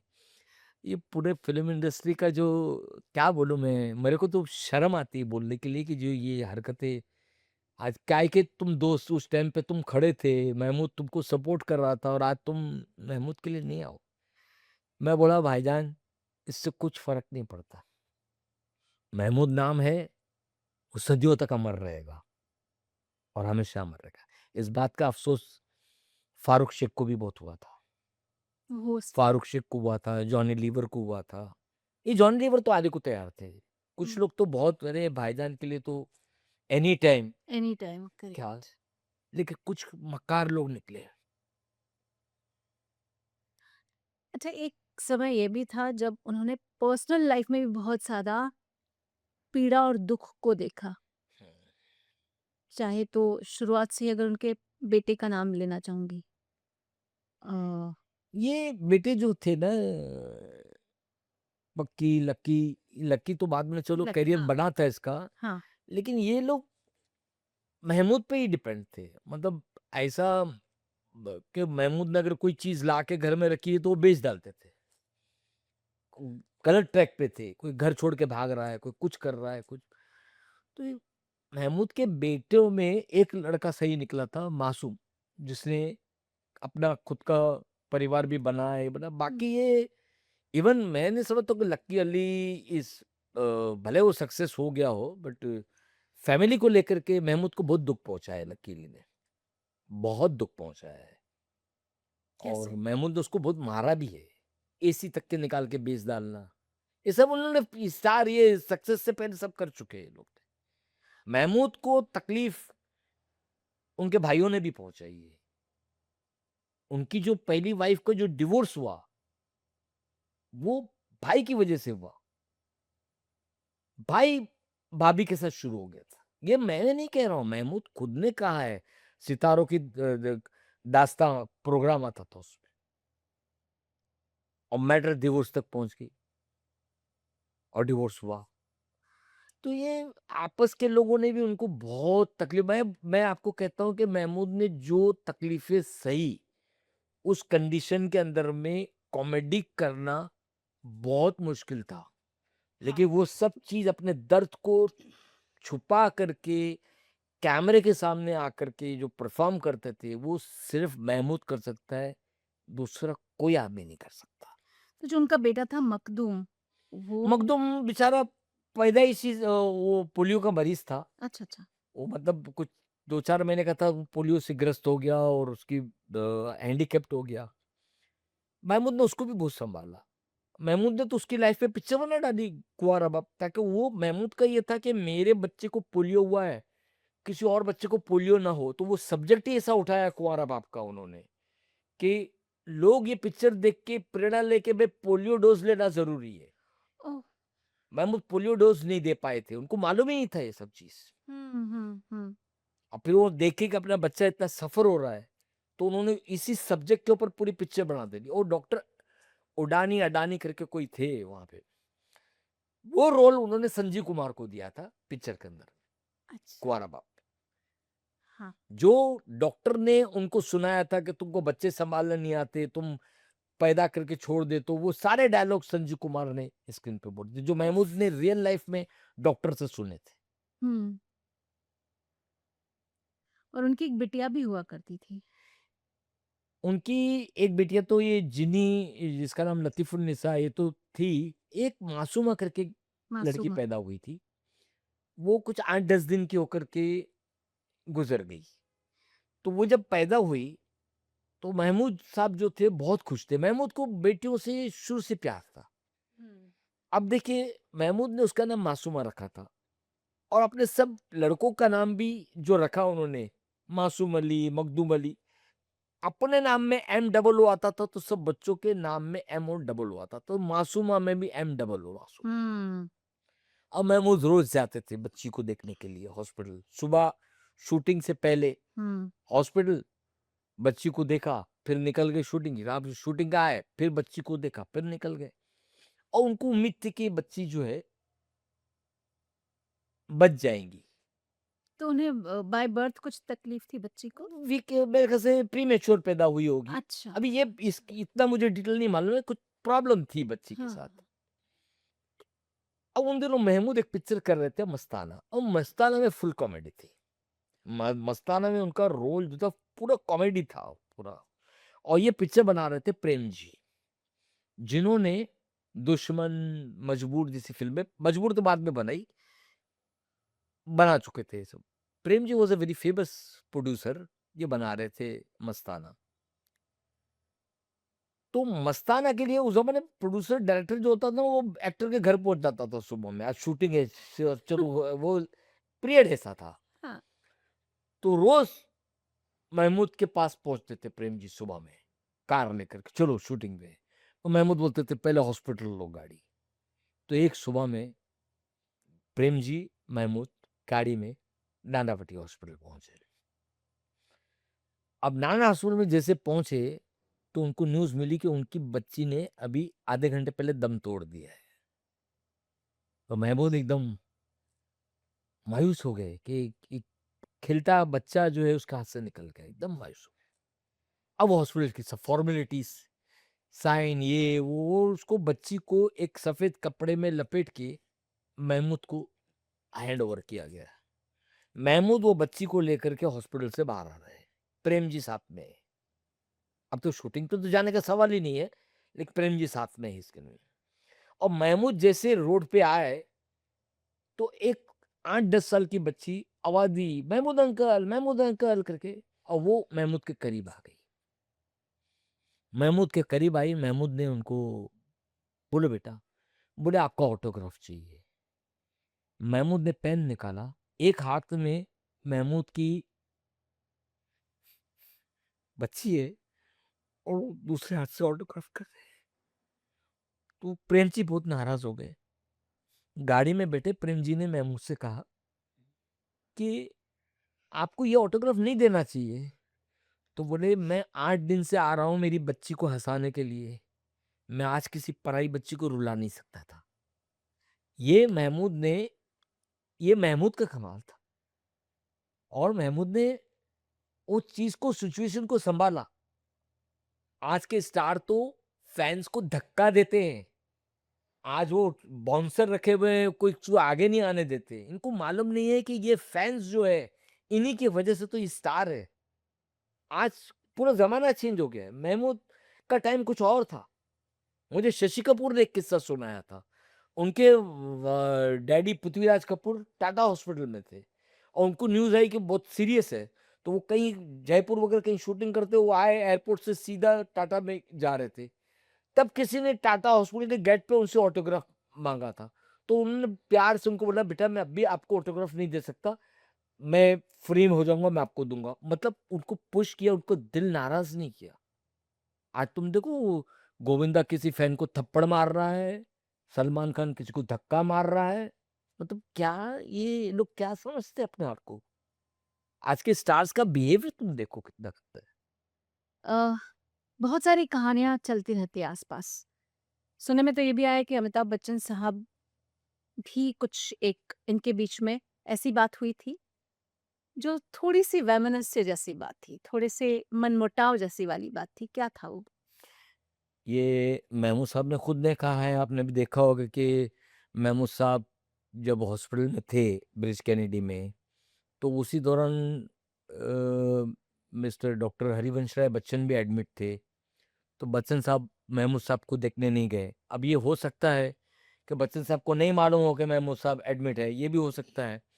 लेकिन बच्चन साहब ने महमूद को हेल्प नहीं किया, ये बात तो 101% है। देखो, बच्चन साहब ने महमूद साहब के साथ कौन-कौन सी फ़िल्में की है? एक तो बॉम्बे टू गोवा की, कुंवारा बाप में स्पेशल अपीयरेंस किया। एक गरम मसाला करके पिक्चर आई थी, उसमें कुछ काम किया है और एक खुद्दार थी। खुद्दार जो महमूद के भाई ने बनाई थी। ये 4 पिक्चरें जो बनी, जिसमें बच्चन साहब थे, वो सारी महमूद की थी ना और महमूद ने उनको लिया। लेकिन अमिताभ बच्चन ने इतनी लंबी पारी खेली, बाहर की इतनी फ़िल्में की, उस किसी भी फ़िल्म में महमूद नहीं है। यानी कि अमिताभ बच्चन चाहते तो महमूद को काम दिला सकते थे। महमूद का डाउनफॉल चल रहा था, जब महमूद के पास काम नहीं था, तो अमिताभ बच्चन का फ़र्ज़ बनता था कि वो महमूद को काम दिलाएँ। उन्होंने एक भी पिक्चर नहीं दिलाई महमूद को। ये आप फ़िल्मोग्राफ़ी उठा के देख लीजिए। क्या सिर्फ़ 4-5 पिक्चर है। मैंने तो ये तक के सुना है कि जीनी और जॉनी में स्पेशल अपीयरेंस करवाना चाहते थे अमिताभ बच्चन का, लेकिन अमिताभ बच्चन ने नहीं किया। ये मैंने सुना है, इट्स नॉट कन्फर्म। नहीं किया, जीनी और जॉनी उनके घर की पिक्चर थी, वो नहीं किया उन्होंने। बाहर की किसी पिक्चर में नहीं किया। मैंने ये सुना है कि अभिमान पिक्चर में पहले महमूद काम करने वाले थे, ऋषिकेश मुखर्जी की पिक्चर में। बट बिकॉज़ उन पे दबाव डाल कर के महमूद को हटा के असरानी को लिया गया। तो ये अच्छा, महमूद ने इल्ज़ाम अमिताभ पर लगाए, तो अमिताभ पर तो कादर खान ने भी बहुत कुछ बोला है। अब अमिताभ की क्या गलती है वो मैं बताता हूँ आपको। अगर ये सब चीज़ गलत है, महमूद की कुछ गलतफ़हमियाँ हो सकती है, कुछ है, तो अमिताभ बच्चन को खुद को तो बोलना चाहिए कि बाबा ये ऐसा नहीं था, मेरी ऐसी कोई मिस्टेक नहीं है, ये सब ऐसा फैक्ट ये था और लोग ये समझ रहे हैं। हुँ। अमिताभ बच्चन ने आज तक उस चीज़ को क्लेरिफ़ाई करना भी मुनासिब नहीं समझा है। तो क्या माने हम? इसके लिए ये टॉपिक पे हम कुछ ज़्यादा बोल ही नहीं सकते, क्योंकि ये दोनों शख्सियत कादर खान, महमूद, ये मैं नहीं बोल रहा हूँ, ये वो खुद बोल चुके हैं जो यूट्यूब पे मौजूद है। हुँ। अब मैं कैसे बोलूँ कि अमिताभ बच्चन ने नहीं ये निर्दोष है, मैं तो बोल ही नहीं सकता। ये अमिताभ बच्चन को खुद को क्लेरिफ़ाई करना चाहिए कि भाई वाक़ई में क्या हुआ था? हुँ। उन्होंने किया नहीं है। अमिताभ बच्चन तो महमूद को आखिरी बार देखने भी नहीं आए। महबूब स्टूडियो में जब उनका शव रखा गया दीदार के लिए, हाँ, हुँ, हुँ। जया जी आई थी वो, हुँ। जया जी आई थी वो, लेकिन अमिताभ बच्चन नहीं आए। हाँ, उन्होंने एक ट्विटर पे लिख दिया कि बड़ा अफ़सोस हुआ, मेरे गुरु थे या जो भी था, जैसा आना चाहिए वैसा उनका वो नहीं था। हम्म। एक बात मीना कुमारी जी को लेकर भी आती है, आपने कही भी थी कि एक एक किसी बायोग्राफी में लिखा था कि मीना कुमारी जी पर से उन्होंने धोखा किया है, और इस बात को लेकर महमूद साहब दुखी भी हुए थे। क्या था असल में, क्या मदद की थी, क्या घर पे रखने वाली बात आई थी? नहीं, एक्चुअली मीना कुमार देखो, जब आपको मैं शुरू से कहानी सुनाऊँ तो महमूद का इश्क जो है मीना कुमारी की छोटी बहन मधुरी से हो गया था, जो अपने ज़माने में अच्छी चाइल्ड आर्टिस्ट थी वो। और मीना कुमारी भी चाइल्ड आर्टिस्ट ने चाइल्ड भी आर्टिस्ट। काम किया है। तो महमूद का जब इश्क हो गया तो उसी टाइम पे मीना कुमारी का इश्क चल रहा था कमाल अमरोई से। अच्छा। अब कमाल अमरोई का स्टेटस बहुत बड़ा था, ही was a writer, hmm. Director, वो उस लेवल का आदमी था। महमूद वाज स्ट्रगलर, उसका तो कुछ कुछ था ही नहीं। तो यहाँ पे मीना जी को ये उसकी बहन जो थी वो सफर हो रही थी कि स्ट्रगलर आदमी टाइम पे खिला पिला नहीं सकता, उसका भी स्ट्रगल ही चालू है। किराए पे मकान पे रह रहे हैं, कभी खाना खाते हैं, कभी भूखे पेट सो जाते हैं। तो मीना कुमारी को कहीं न कहीं ऐसा होता था कि मेरी बहन दुखी है, तो मेरी बहन का कुछ भला हो जाए तो मैं क्या करूँ? हम्म। तो उन्होंने अपने शौहर कमाल अमरोही से हम्म। कहा हम्म। कि महमूद को तुम पिक्चर में चांस दो। हम्म। तो उन्होंने मैसेज भिजवाया मधुरी को। मधुरी ने कहा कि वो कमाल साहब आपसे मिलना चाहते हैं, जाओ मिलो। ये भाई महमूद साहब चले गए। जो महमूद साहब ने, देखो मैं तो उस जमाने में हम्म। स्कूल में रहा हूँगा, ये उस जमाने की बात हम्म। है। तो महमूद साहब चले गए कमाल साहब के पास। तो कमाल साहब ने उनको अकेले में बोला कि देखो तुम एक्टर वेक्टर नहीं बन सकते, तुम्हारे में वो खूबी है ही नहीं कि तुम एक्टर बन सको। ये पकड़ो पैसे। उनको पैसे निकाले। उस जमाने में होगा 500,000 रुपये, जो बड़ी बहुत बड़ी रकम होगी। और तुम किसी बम्बई की फुटपाथ पर तुम खाने पीने का सामान बेचना शुरू करो, सिख पराठे बनाओ। ओह! बाप रे! महमूद ने पैसे नहीं लिए, और महमूद ने ये बात अपनी बीवी को भी नहीं बताई, और वो उल्टे पैर लौट आए। लेकिन महमूद को एक रंजिश थी कि ये आदमी ने मेरे को घर पे बुला के इतनी बड़ी बेइज्जती की है।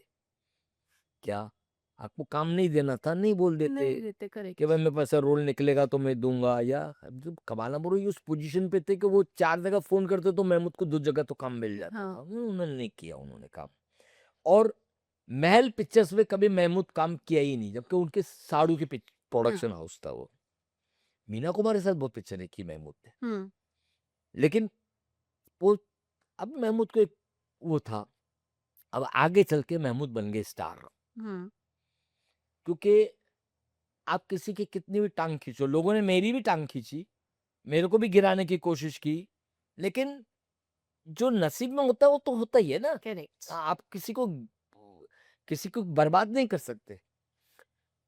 तो महमूद जब स्टार बन गए तो एक पिक्चर सलील चौधरी ने शुरू की। Salil Chowdhury was a very famous music music composer. Director, correct. उनकी पिक्चर का नाम था पिंजरे के पंछी। हाँ। इस पिक्चर का मुहूर्त था फिल्मिस्तान स्टूडियो में। हुँ। और महमूद साहब भी गए, महमूद साहब काम कर रहे थे पिक्चर, मीना कुमारी थी उस पिक्चर में, काफी लोग थे। तो महमूद साहब एक मेकअप रूम में बैठे हुए थे कुछ दोस्तों के साथ। मुहूर्त हो चुका था शायद, गपशप चल रही थी, और सडनली बाजू के कमरे से मीना कुमारी की चीखने की आवाज आई। जोर जोर से मीना कुमारी रोते हुए चीख रही थी। तो ये सब भागे हो। हुँ। तो पता चला कि मीना कुमारी को कमाल अमरोही के सेक्रेटरी ऐसे बाकर ने थप्पड़ मार दिया। हुँ। ये किस्सा काफी जगह छपा भी है। हुँ। और थप्पड़ क्यों मारा? क्योंकि कमाल अमरोही ने कहा था कि गुलजार को उधर आने मत देना। गुलजार मीना कुमारी से मिलने के लिए जा रहे थे ग्रीन रूम में, तो उसको रोका गया। तो मीना कुमार ने अपोज किया कि नहीं मेरा मेहमान, उसको अंदर आने दो, तो नहीं आने दिया, तो उसने थप्पड़ मार दिया। सेक्रेटरी ने थप्पड़ मार दिया। अरे बाप रे! अब महमूद को एक चांस मिल गया। महमूद की साली थी वो। हाँ। महमूद ने बोला आपा आओ, बैठो मेरी कार में। लेके चला गया अपने घर पर। अब तुम कमाल सबके घर पे नहीं जाओगी। And Meena Kumari shifted to Mahmood house, बंगलों में चली गई। महमूद ने अपना एसी का रूम, उस जमाने में एसी हर किसी के रूम घर में नहीं बहुत होता बड़ी था। बात थी। अपना एसी रूम मीना कुमारी को दे दिया और खुद को दूसरे कमरे में चले गए। और उन्होंने फिर रात को फोन किया कमाल अमरोई को, और कमाल अमरोई को फोन करके बोला कि देखो कमाल साहब, हर मियाँ बीवी में झगड़ा होता है, ये थोड़ी सी नाराज हो गई है, तुम्हारी बेगम है, इसको आके लेके जाओ मेरे घर पर से। महमूद चाहता था कि मैं इसके घर पे जाके बेइज्जती हुआऊं ना, अब ये मेरे घर पे है, मैं इसकी बेइज्जती करता हूँ। कमाल साहब पहुंचे। कमाल साहब को महमूद साहब ने बोला वो कमरे में तुम्हारी बेगम है, उसको मनाओ तो। और वो कमरे में कोई था ही नहीं, वो अंदर से ही उन्होंने लॉक करवा कर रखा था। इधर से बाहर से कमाल साहब नॉक कर रहे नॉक कर रहे, और मंजू मंजू बोलते, मैं मंजू, मीना कुमारी को कमाल साहब प्यार से मंजू कह के पुकारते थे। अच्छा। मंजू, मंजू दरवाजा खोलो, मंजू बाकर को मैं देख लूंगा, जो थप्पड़ मारा है उसको मैं देख लूंगा, ये करूंगा वो तो। अंदर में मीना कुमारी होंगी तो सुन, महमूद को डर था कि अगर रियल दरवाजा अगर बता दिया और मीना कुमारी पट गई तो मीना कुमारी चली जाएंगी कभी तो। अरे बाप रे।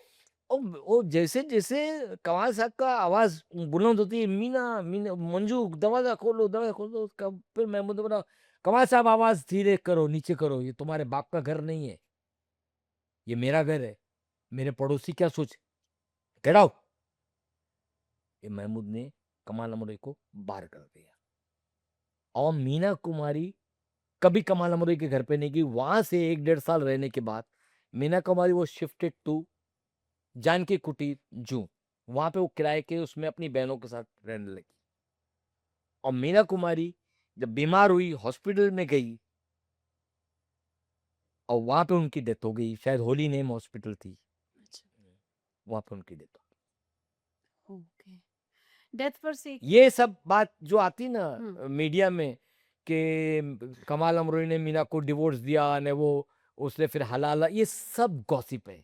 कमाल अमरोई ने कभी भी मीना कुमारी को डिवोर्स नहीं दिया है, मैं आपको बता। Okay. Meena Kumari was not divorcee at all.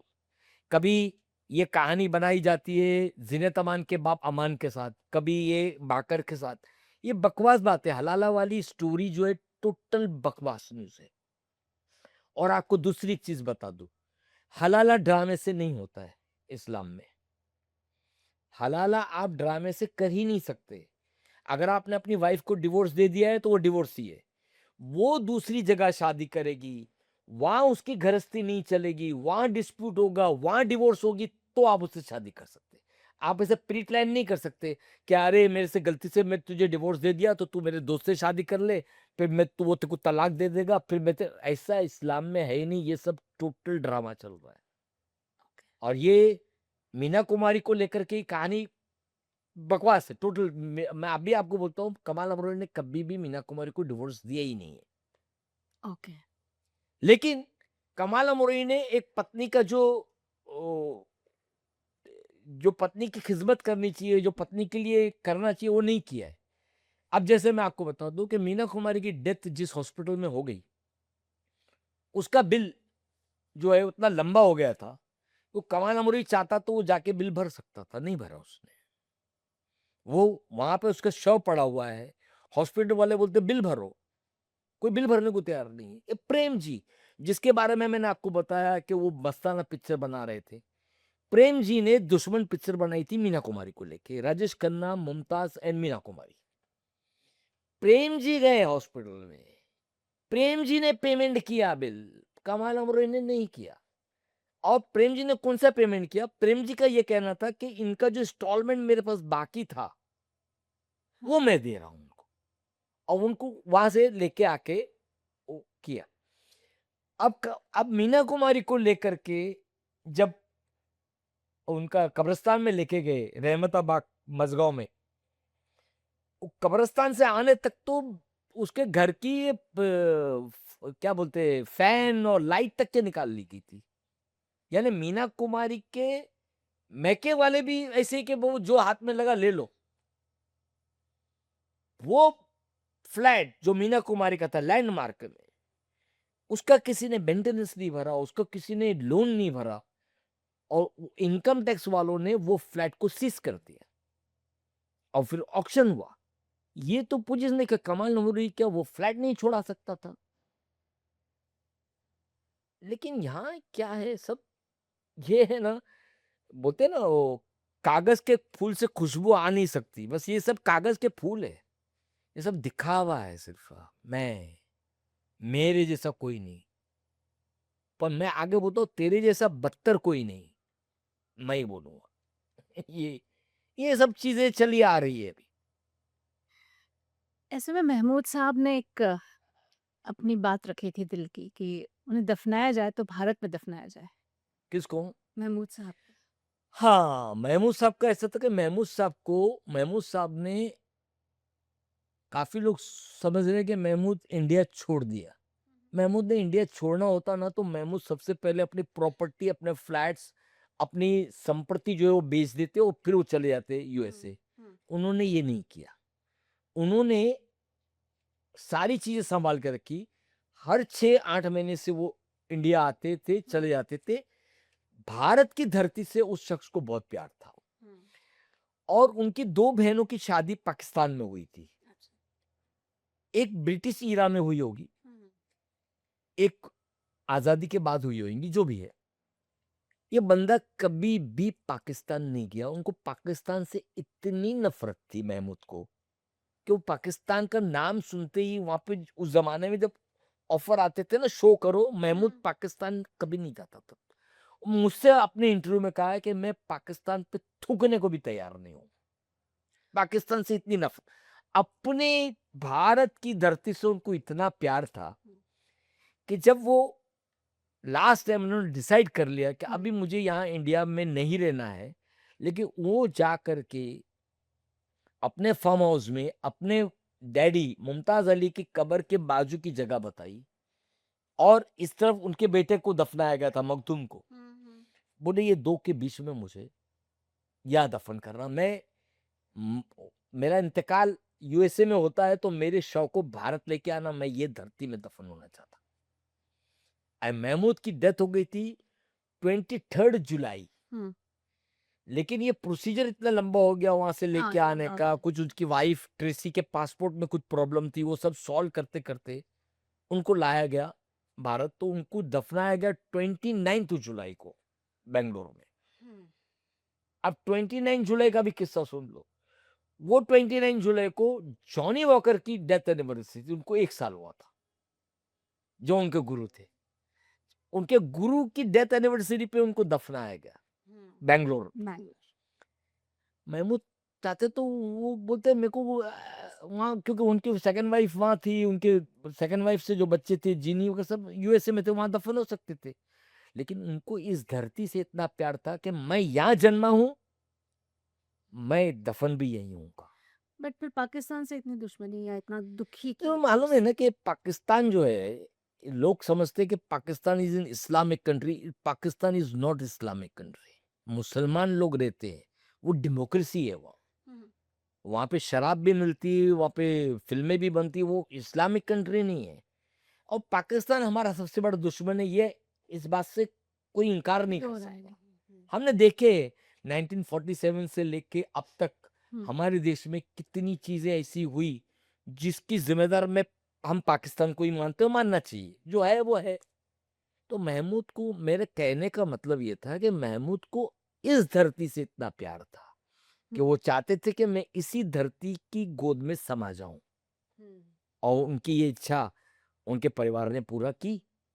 खर्चीला काम था वहां से लेके, बोले नहीं, जो उनकी इच्छा। अच्छा, महमूद की डेथ के 3 दिन पहले वो ये फोन करके अपने भाई बहनों को बोलते थे, मीनू मुमताज को, उस्मान अली को, अनवर अली को, भाई याद है ना, कभी मैं मर जाऊं तो मेरे को कहाँ दफनाना है। यहाँ ये बोलते थे। ये आपको मेरी बायोग्राफी में लास्ट चैप्टर में मिलेगा ये सब चीज। एक बात बहुत नोटिस करने वाली है, इनके अपने बच्चों को लेकर बहुत अच्छे यादें भी नहीं है, साथ भी नहीं है। क्या था वो? एक्चुअली सब क्या है कि ये बच्चे लोग की परवरिश ज्यादातर बोर्डिंग में हुई। अच्छा अच्छा। और वो माहौल जो उनको वहाँ का जो मिला ना, वो मेरा मेरा ऐसा मानना है कि I was not in boarding और मुझे नहीं मालूम है क्या है, लेकिन मैं ऐसा ऑब्जर्व कर रहा हूँ हाँ, हाँ। कि उनको फैमिली का अटैचमेंट क्या होता है वो उनको शिक्षा नहीं मिली। माँ की डिवोर्स हो गई, बच्चे बोर्डिंग में चले गए, बच्चे वहाँ पर, बाप फिल्मों में बिजी। तो ये ब्रोकन फैमिली में अक्सर ऐसा होता है। और मैंने मैंने क्या, आपने भी देखा होगा कि माँ-बाप का बच्चे के साथ परवरिश में बहुत बड़ा रोल होना चाहिए। वो इन बच्चों को मिला नहीं, तो ये बिखर गए ओके। और इनको कोई ऐसा गाइडेंस नहीं मिला जो इनको सही गाइड कर सके। हुँ। समझे? अभी चाहे कोई बच्चा चरस में लग गया, कोई दारू में लग गया, कोई आया लड़की को लेके मैं इससे शादी करके आ गया हूँ। ऐसा मतलब ऐसा माहौल हो गया कि ये फैमिली एकदम टूटती चली गई। हुँ। समझे? अभी लकी अली ने 3-3 शादियाँ कर ली। 4-4 एक सब डिवोर्स भी दे दिया। तो ये शादी ईज़ी है, डिवोर्स ईज़ी है, इनके लिए है। हुँ। जबकि ये अच्छी बात नहीं है। हाँ, करेक्ट, करेक्ट। रिश्तों को निभाना एक रिश्तों बहुत को ज़रूरी चीज़ निभाना, है। फिर ये। और Mahmood was not happy with his children. एक एक 2 को लाइक करते थे वो, मखदूम मलिक को, मासूम अली को। बाकी मेरे पास तो लकी अली के बहुत सारे किस्से उल्टे-सीधे सुनाए कि यार ये लड़के से मैं बहुत परेशान, बहुत मैं परेशान कर दिए बच्चे लोगों ने, घर छोड़-छोड़ के भाग जाते थे।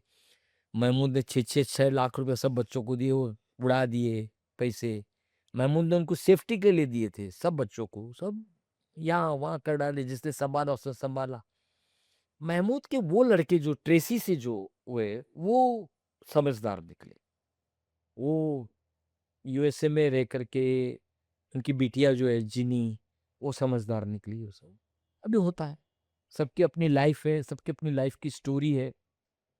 चलिए हनीफ जी, इतनी सारी बातचीत करने के लिए आपका बहुत-बहुत धन्यवाद। और मैं भी आपका बहुत-बहुत शुक्रगुज़ार हूँ कि आप मुझे याद किए। और मैं सच्ची बात बोलूँ, मैंने यहाँ इंडस्ट्री में कई लोगों के साथ मेरा प्यार भी रहा, सब कुछ रहा, लेकिन महमूद के साथ जो मैंने क्षण बिताए, महमूद के साथ एक प्लेट में मैंने खाना खाया, एक मतलब भाईचारा रहा, वो मेरे साथ सारी ज़िंदगी रहेगा। वाह! और मेरे लिए खुशी की बात है कि मैं जिस एक्टर को बचपन से चाहता था, उसके साथ मैंने बहुत समय बिताया। और मैं ये दुआ भी करता हूँ कि अल्लाह उनकी रूह को और शांति दे, उनको जन्नतुल फिरदौस में जगह दे। ये मैं दुआ भी करता हूँ। चलिए आपकी दुआ मान ली जाए और वो फल जाए, मैं आमीन, भी मानती आमीन। हूँ। धन्यवाद। Thank you. तो ये एक पूरी पॉडकास्ट में हमने महमूद साहब की वो बातें जानी जो शायद बहुत कम जानते होंगे, या बहुत सारी बातें तो जानते भी नहीं होंगे। एक बहुत सुंदर कलाकार, अपने दुख पर विजय पाकर लोगों को हँसाकर दुनिया में खूबसूरती फैलाने वाला एक कलाकार, महमूद को हमारी तरफ से भी शत-शत प्रणाम हो। तो ऐसे ही इंस्पिरेशनल, इंटरेस्टिंग और इंस्पायरिंग स्टोरी के लिए आप बने रहिए मेरी सहेली पॉडकास्ट पर। टूना आशीष की तरफ से धन्यवाद।